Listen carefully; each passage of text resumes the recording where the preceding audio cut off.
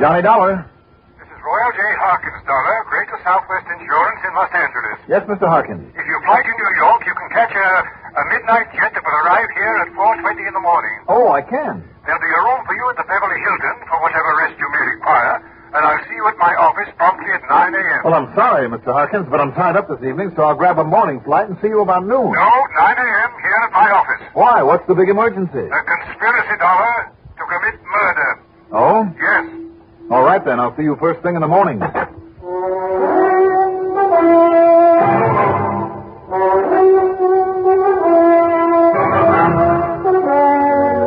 CBS Radio Network brings you Mandel Kramer in the exciting adventures of the man with the action-packed expense account. America's fabulous freelance insurance investigator. Yours truly, Johnny Dollar.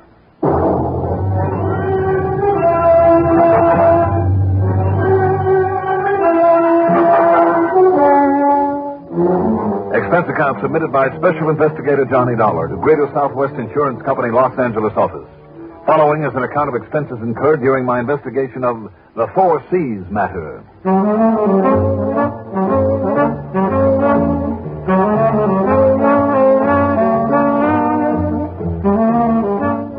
Item 1, and this does go on the expense account, a dime for a phone call to Betty Lewis, the one gal who really counts with yours truly. Oh, darn. I can't, Johnny. I'm sorry, hon. But I've told you from the time I started chasing you until you caught me, this sort of thing would happen now and then. I know, dear. Oh? Until I caught you. Well, didn't you? Look, I'll call you as soon as I get back. Okay. I could drive you off the airport, I suppose. I'd love it. Now? Now.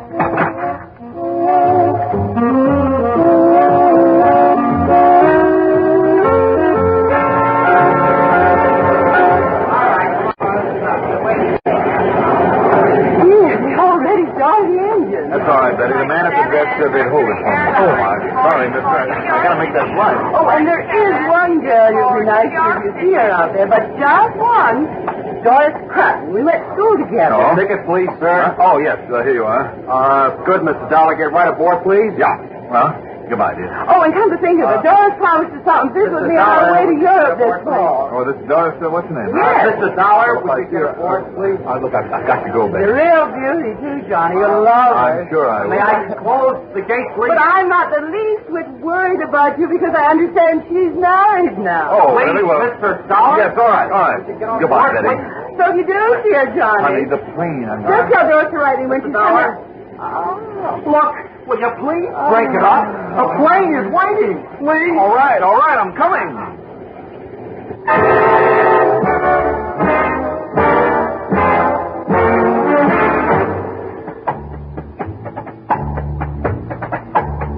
It's well after 8:30 by the time we circle over the transmitter of station KNX and then slowly glide to a landing at L.A. International.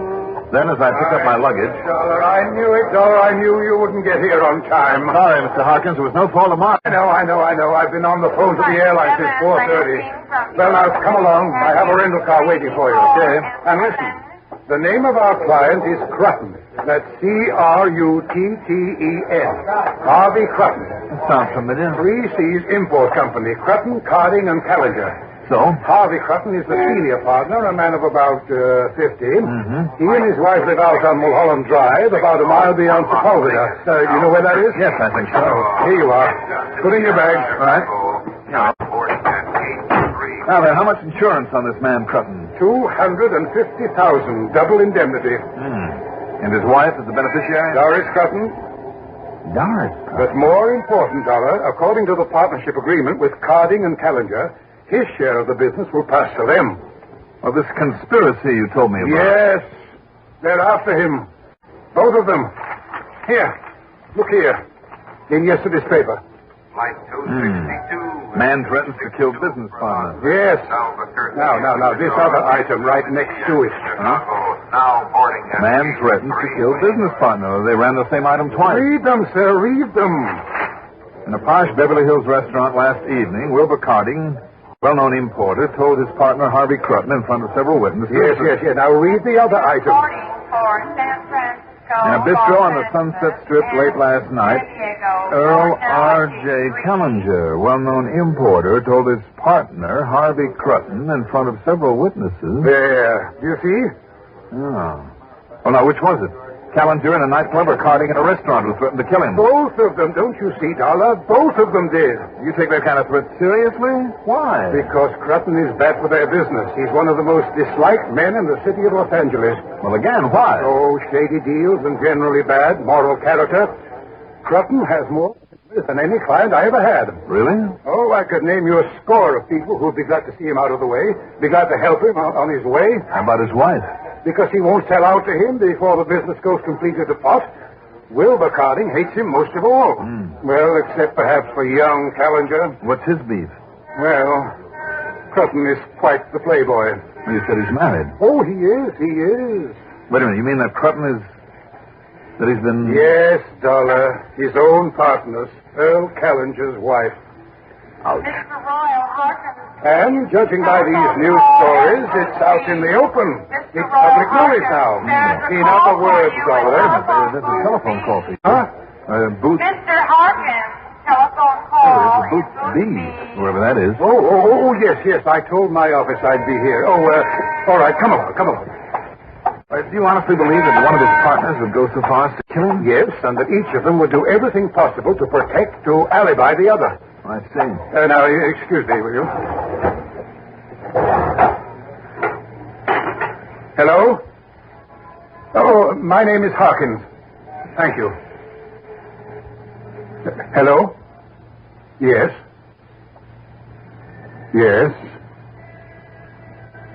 Oh, I see. Yes, well, have you notified the... I see. Thank you. Now, Mr. Harkins... Now, wait, Dollar. That was my office. Oh, yeah? They just received a call from Doris, Harvey Crutton's wife. Yes? Crutton is dead. Oh? And, Dollar, that means that he was murdered.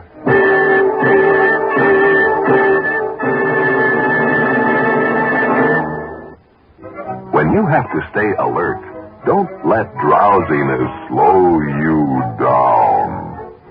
Perk up. Perk up with No-Dose. The safe way to stay alert without harmful stimulants.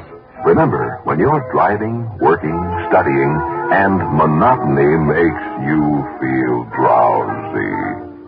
Perk up. Perk up with No-Dose. No-Dose.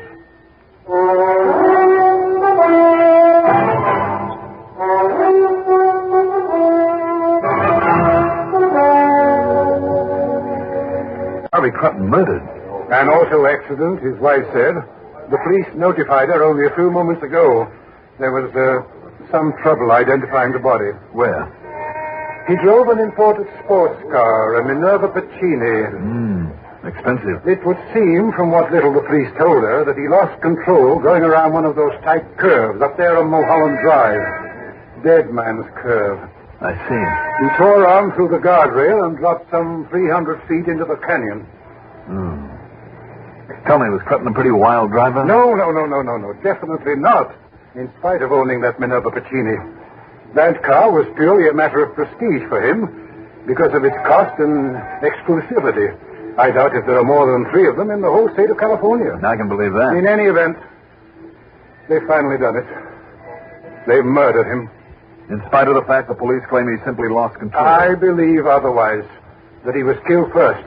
And he and his car were pushed into that canyon. Or that somebody sideswiped him or forced him off the road or something like that. That somehow he was murdered. Did you find out when it happened? Sometime after midnight, he didn't know exactly. Well, I guess I better get going. Yes, Dollar, get on out there immediately. Right.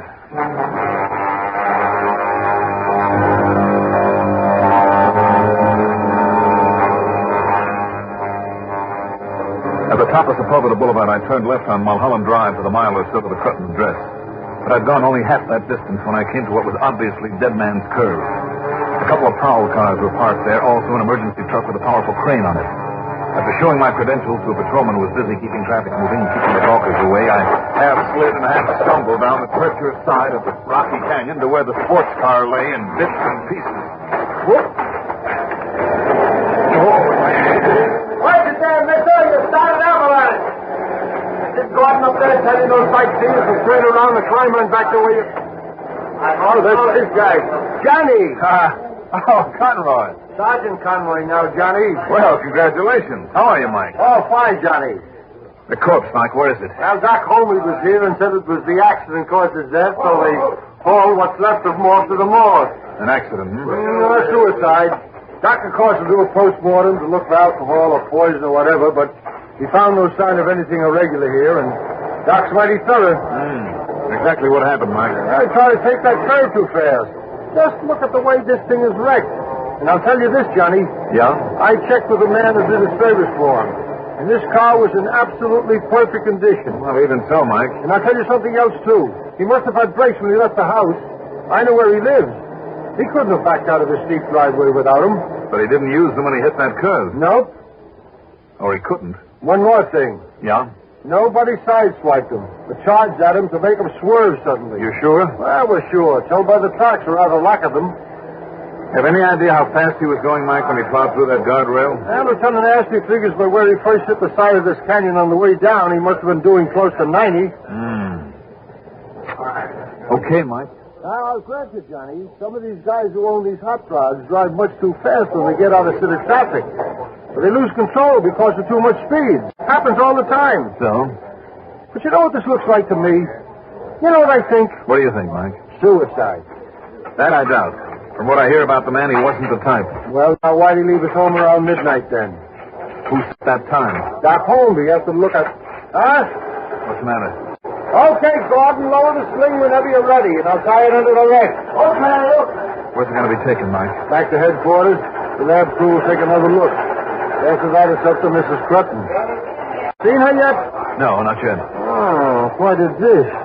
But a strange one. Oh, why do you say that? Well, in spite of all their money, she works like a handyman. And the way she dresses and that old jalopy she drives, and, well, you'll see. Yeah, I think I will. Why not? Okay, Gordon, lower away.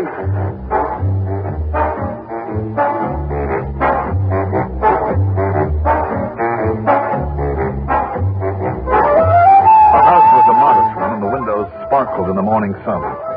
The outside was all freshly painted, and obviously by an expert, someone who really cared. Even the floor of the garage was painted black to hide grease marks.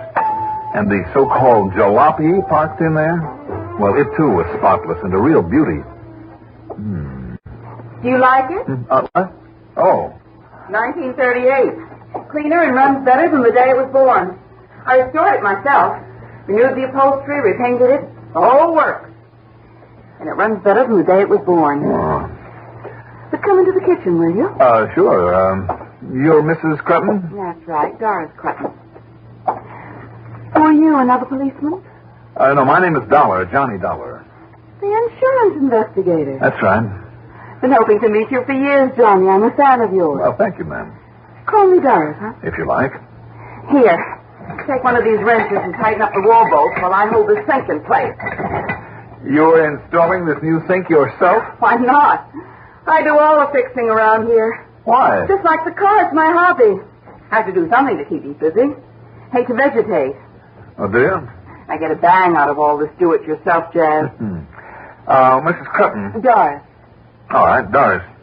Yes, Johnny. For a minute I thought maybe this hard work, this sort of activity was just to keep your mind off of what's happened. But I guess I was wrong, wasn't I? I don't think I know what you mean. Well, I mean that it's rather evident you aren't terribly upset over your husband's death. Are you, Doris? No, why should I be? Johnny, it's the one thing I've been waiting for ever since I married that miserable man.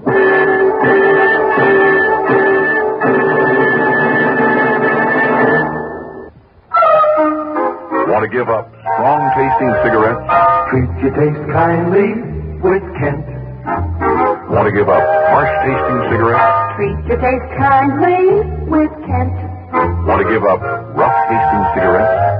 treat your taste kindly with Kent Smoke Kent, the micronite filter cigarette.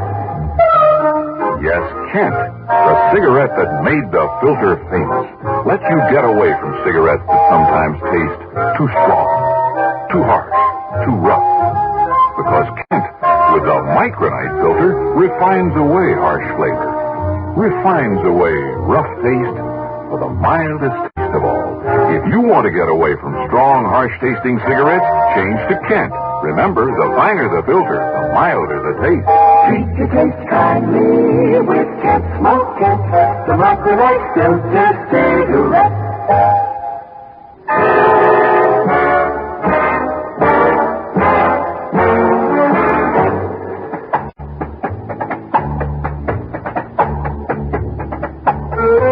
Doris, if you felt that way about your husband Harvey, why'd you stay married to him? Because I wanted to be sure of getting not only his money, but his insurance. $250,000. $500,000 now because of his accidental death. Anything wrong with that? Well, I don't know, Doris.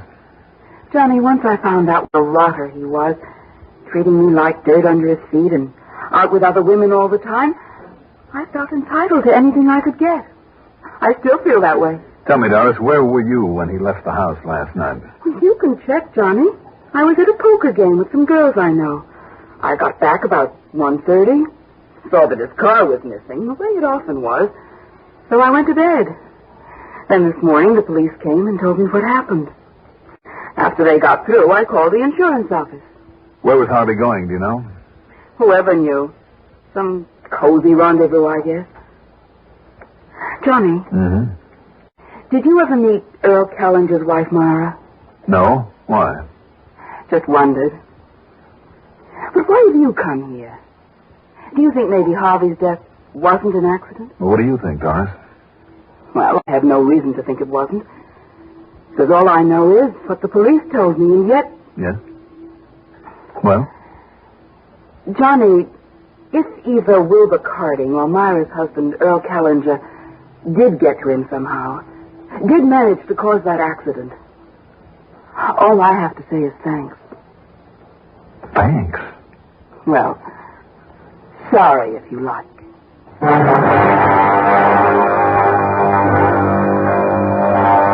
the end, I learned nothing of any importance except that Doris knew more than I did. So I left. Item 5, a dime for a phone call to headquarters to Sergeant Mike Conroy. No, Johnny. Doc didn't find a thing. No drugs or alcohol or anything in his general condition that would have made him lose control of that car. Uh-huh. Now, of course, if an iceberg or something crashed into the windshield... And he didn't apply the brakes? Mike, I'd like to look at that car. Well, sure. Good, I'll be right over.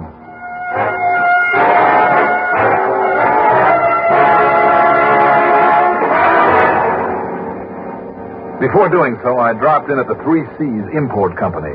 Earl Callenger looked anything but sad over his erstwhile partner's death. Sure, I'm glad he's gone. Sure, I'm glad. Not only because of the business, but now it'll give Myra, that's my wife, it'll give her a chance to come back to her senses again, behave like a decent wife and mother again. And you'll forgive her, Callenger? She's only a kid, Dollar, a naive kid. And if Harv had a chance to charm her with his phony manners and all his money, well, maybe it was partly my fault, because I was so tied up with his business. Just the same, you had a mighty powerful motive for wanting to kill him, didn't you? Oh, now, don't be ridiculous. Hey, wait a minute, Dollar. You mean that crash wasn't an accident? Where were you late last night? On a train. On the way back from San Francisco, a business trip. I got in here at 8 o'clock this morning. Can you back that up? Well, sure I can. Ask Wilbur Carding. He was with me. I was afraid of that. And 3 of our salesmen, too. Ask them. Ask the cops. They checked us out. Now, listen, Dollar. All right. Just keep your shirt on.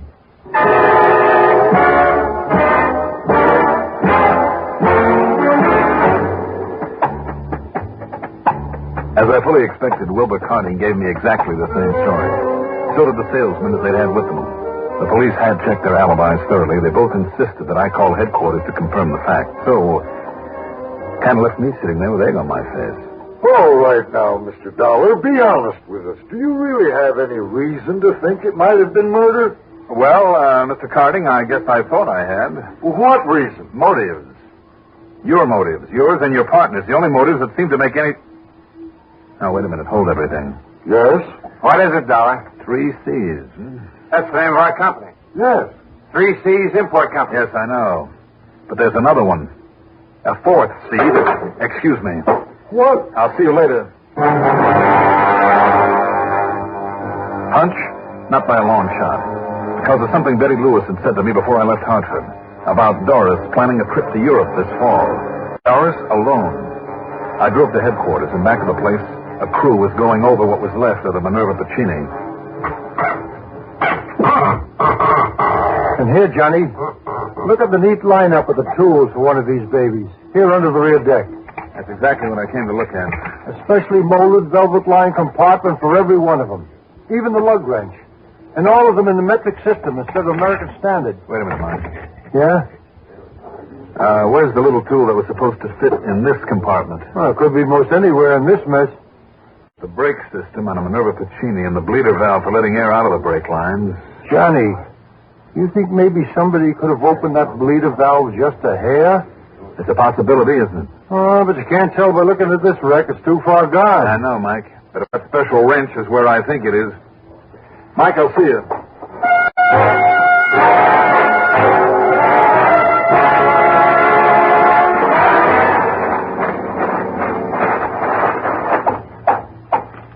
Now, let's see what this garage will yield.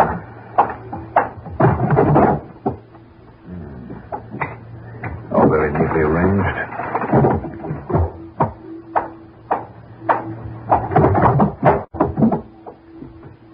No luck. I suppose I might have known you'd be back, Johnny. Yes, Doris, I'm back. You want to tell me where it is? In this drawer, maybe. Huh? If you mean the tools I used to fix up my old jalopy, yes. Including this very special little wrench? Metric system? Well, Doris? I guess you know then, don't you? For the Minerva Pacini, isn't it? To fit a bleeder valve on the brake line. You loosened it, didn't you? Just a little. And by the time he got to Dead Man's Curve, he'd lost just enough fluid in the lines to make his brakes completely useless. Why, Doris? Why you? Somebody had to do it, Johnny. I'd waited so long and nobody else would. So I had to kill him. I shouldn't have, I guess. No, Doris. You shouldn't have.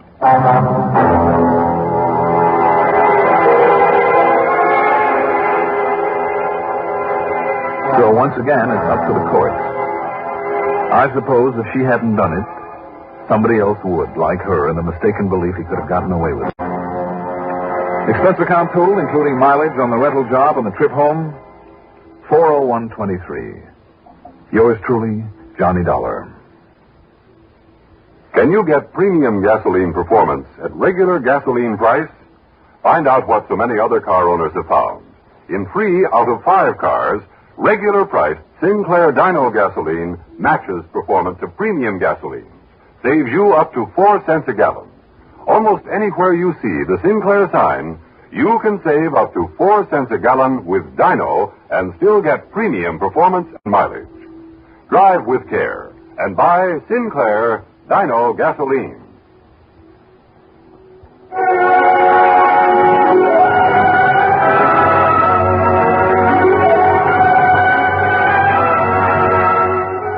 Yours truly, Johnny Dollar, is written by Jack Johnstone, produced and directed by Fred Hendrickson. Johnny Dollar is played by Mandel Kramer. Also featured in our cast were Grace Matthews, Mercer McLeod, Frank Milano, Walter Kinsella, Vivian Smolin, Robert Dryden, Joseph Boland, Barbara Whipple, and Larry Robinson. Music supervision by Ethel Huber. Sound patterns by Walter Otto. Technical supervision by Fred Turner. Be sure to join us next week, same time, same station, for another exciting story of yours truly, Johnny Dollar. Art Hanna speaking.